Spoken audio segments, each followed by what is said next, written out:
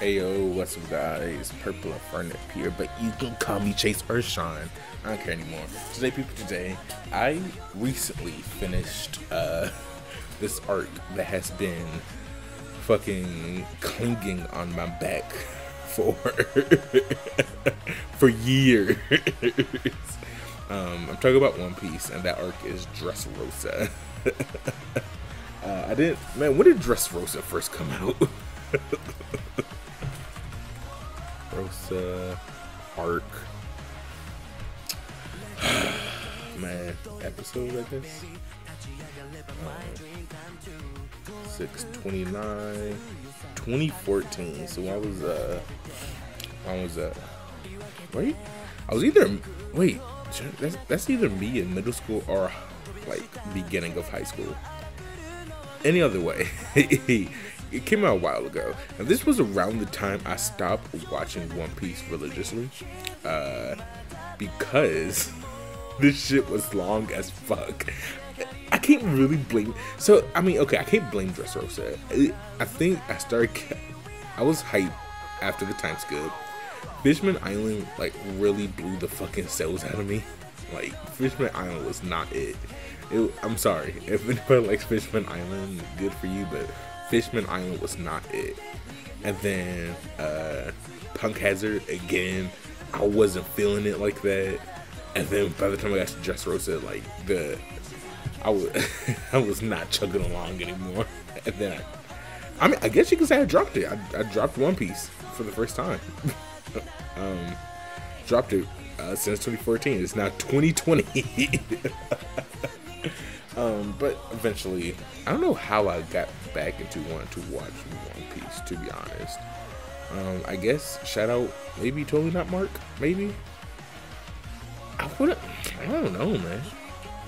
I don't know if I can give him credit though. But either way, here's just like a little just like quick thoughts of Dressrosa. I'm trying to make sure I have videos uploaded for when I'm out of town. So, Dressrosa, first of all, was hella fucking long. And this whole time, with how much people were talking about Dressrosa, I thought it deserved to be that long. And after watching it, how many episodes? Let's double check this. 118 episodes. Probably a little bit less. I definitely skipped over. But I will say I've watched at the very least the 100. After watching all the episodes, I can guarantee that it did not deserve to be that long. I just feel like they were dragging at some point, like legit. Sometimes I was sitting here, I'm like, yo, this shit is legit fucking dragging.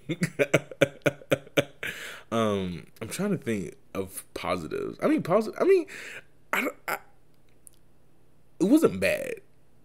Like, I feel like I can't say Dressrosa is goated though. I don't know how people say Dressrosa is goated. Luffy versus Doflamingo was cool. Law's backstory was very entertaining. I thought I was gonna skip over it for a second there because I have bad memories of the fucking Ace Luffy Sabo backstory, which, by the way, apparently was not filler. Like, all those episodes were actual episodes, which I think is crazy. There's no way that shit went on way too fucking long.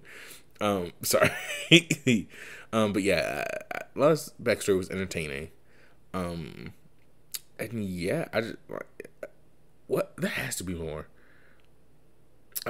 You know what? I will say I always like it when the Marines do help the pirates. Like, they all unite for a bit. Like, I get it. They're never gonna actually be on the same side, of course. Yeah, of course. Like, of course not. But it gives you a nice little feeling of, look at them. Especially when they're like, oh, let's help these random people who I don't recognize to push the string. Same for and like all the people of Dressrosa come together. Like I would say overall, I like the arc. I did like the whole coming together message type thing. That was pretty cool. But I do want to talk a little bit about Doflamingo strings. Is it it's just like these strings just don't make a lot of sense. Like or maybe I'm just stupid. Maybe I just don't get it. So his strings, they're only goated because it's bullshit. I get the whole joke is, oh yeah, who knew that a string guy will be this fucking powerful? And the answer is like, he shouldn't be this fucking powerful. If it was just strings, it could be cool, but will not be this fucking powerful. It's just, it's like, it's a string fruit that makes you be able to control string, and also, the string cannot be destroyed. The string is completely indestructible. Don't you ever try to mess with this fucking string. It's harder than steel, sharper than a black blade. Like, and he can also fucking make a bird cage and close it on very slowly. And while he's doing that, he can also take control of half the town. Like, come on, man. What? Like, I like the idea of him, like, putting strings on people and controlling them like puppets. But, like, every time you see him, he's just moving one hand, like 5 fingers. I feel like 5 fingers is barely enough to control one person. I think 10 will be a full control. 5 is barely enough. How is 10 of your fingers controlling half the fucking town? And also, how is he like? Why did he just not go for anybody else minus the Fujitora? Besides Fujitora, why did he just not go for anybody else? Who he could probably actually fuck up? Like, he put on Sanji and stopped his ass. Why didn't he do that for Luffy? Or anybody else? I don't know. I will say, of course, I've known about Gear 4 since it's been released. It's kind of crazy how the very moment I stopped fucking watching One Piece weekly is the arc where Gear 4th is fucking introduced. That's pretty cool. But even though I didn't know about Gear 4, it still gave me goosebumps. Like, it leading up, Sabo coming back, it still gave me goosebumps, even though I know he came back years ago. Yeah, I'm trying to think of what else. I'm not sure why Zoro didn't like have such a hard on about trying to cut Doflamingo's strings. Like, his whole thing, his whole character after the time skip is legit being a badass, which is cool. I feel like Zoro's like, for like the Dragon Ball fans out there, if you want to get hyped up, watch the Zoro fight. Or just watch Zoro at all, I guess. Because his whole character is just, oh man, is that thing even stronger than the last thing I cut? Damn, it's time for me to fucking cut that shit. Like, like, that's his whole thing. Someone could be fucking made of, I don't know, man. What's the strongest thing in the world? What's the strongest mineral in the world? Gypsum? Topaz. Topaz is that strong? You think they'd be stronger at Steven Universe? What's number 1? Graphene? Graphene. Awesome. See, someone's like, oh, I'm a graphene man. I hate the graphene fruit. You cannot cut me. Fucking Zoro suddenly gets a hard on. His eyes just start to glow. He's like, oh, 7 C's. There's nothing I can't cut. Onigiri, like.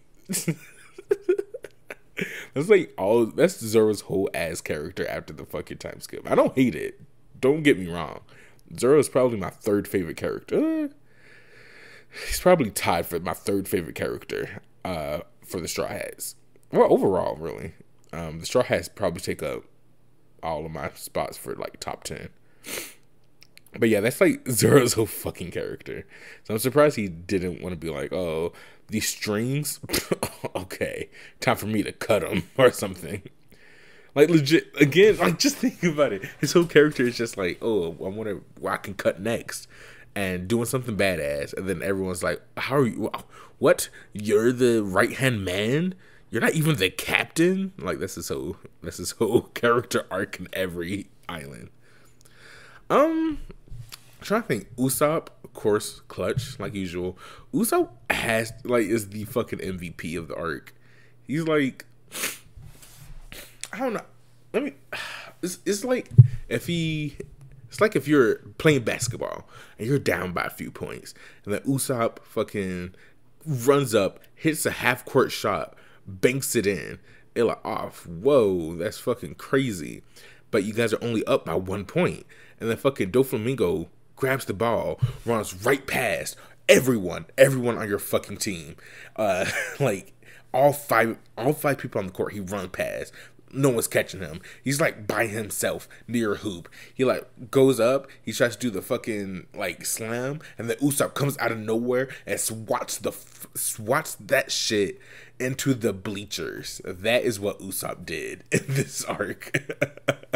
Like he deserved that 5-star rating. Imagine losing because of Usopp. Not once, but twice. That's fucking crazy. And Sugar has to take the LVP, the least valuable player award. Because again, imagine losing to Usopp not once, but twice. Yeah, poor Sugar. And yeah, that's pretty much it. I'm trying to think what else was interesting.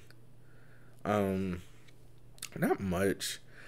The fight between Luffy and Doflamingo was I like the idea of unlocking some badass power within, but it's still not being enough, and you have to like heal up a bit before you do it again. But overall, it was there has definitely been better fights. No, not Fujitora. Sengoku. Sengoku was fucking hilarious when he came. Man, he got hella chill. It's almost like, when there's not an act of war happening at your very face, you're pretty chill. I think that's pretty much it. Nothing too crazy. I think if I had to pick a straw hat to be for this whole arc, I would pick Frankie. Homeboy was chilling the whole fucking time. Like, yeah, he got beat up a bit, but overall, this dude was just like in his own fucking world. I think that's it. I'm trying to think. Frankie, talk about Zoro, talked about Usopp, talked about Luffy. Robin, I really liked Robin just being around. Is it just me? Maybe I'm wrong, but I feel like Robin just is never doing anything. I'm not like she's doing shit, but at the same time she's not doing shit. I like she was actively in action, I guess. Also, I think I just like seeing Usopp and Robin hanging out with each other.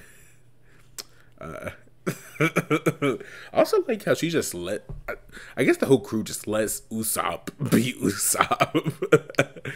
Like, he just be talking like out of his ass, and Robin's like, yeah, okay.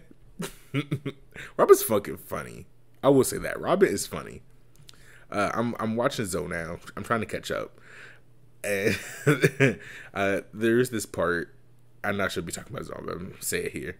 If you guys watch you guys watch One Piece and you're all caught up, you know what I'm talking about. But when they're climbing up Zoe, and then they're on the dragon, and the dragon starts bending backwards, and Usopp says, "Help me, or please save me, Robin." And Robin just tells him good luck. Like, that was the coldest shit I've ever fucking heard. But yeah, that's pretty much it. So if you guys like the video, leave the channel, hit that like button, and subscribe. Join the Cinnamon Squad today. And see you guys next time. This is Purple Friendly, Chase, Sean, I don't care anymore, signing off. Peace.